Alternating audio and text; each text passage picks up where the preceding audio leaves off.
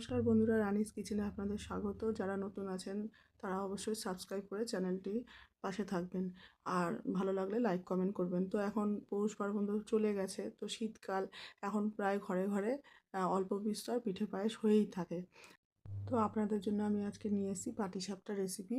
তো প্রথমে নারকেলটা এরকমভাবে নারকেল আর গুড় মেখে নিয়ে জাল দিয়ে নিয়েছি, একটু নরম নরম করে জাল দেবেন। আর এদিকে বাটিটা যে দেখছেন, এই বাটিটার সাহায্যে আমি গোলাটা গুলে নিয়েছি। 2 বাটি আমি নিয়েছি ময়দা আর 1 বাটি চালের গুঁড়ো। আর ওই বাটি মেপেই আমি 1.5 বাটি নিয়েছি গুড়। এখানে আমি ঝোলা গুড়টা নিয়েছি। এবার সব কিছু ভালো করে মিশিয়ে নিয়ে হাতের সাহায্যে এটা কিন্তু প্রথমটা করবেন। অল্প অল্প করে জল দিয়ে একটা ব্যাটার তৈরি করব। প্রথমে হাতের সাহায্যে করে তারপর হাতা দিয়ে ভালো করে ফেটিয়ে নেবেন। এরকমভাবে দেখবেন কনসিস্টেন্সি এরকমই হবে, এরকমই গাঢ়ত্বটা হবে। একদম পাতলা না, আবার একদম গাঢ় না, এরকমই হবে।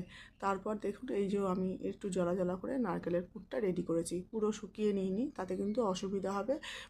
পাটিসাপটার ভেতরটা খুবই শক্ত হয়ে যাবে নারকেলটা। তো তারপর আমি প্যানের মধ্যে, ননস্টিক প্যানের মধ্যে বেগুনের পেছন বোটার দিকটা আমি একটু কেটে নিয়ে সেটার সাহায্যে তেল দিয়েছি। খুবই সুবিধা হয় এটা দিয়ে করতে আমার। আপনারা চাইলে ব্রাশ দিয়ে দেবেন। তারপর 1 হাতা ব্যাটার দিয়ে ভালো করে এটাকে ছড়িয়ে দিলাম। দিয়ে এবার পুরটা দিয়ে একটা চামচের সাহায্যে ভাঁজ করে দিলেই কিন্তু আমাদের পাটিসাপটা একদম রেডি। তো কেমন হয়েছে অবশ্যই জানাবেন, আর করে দেখবেন অবশ্যই।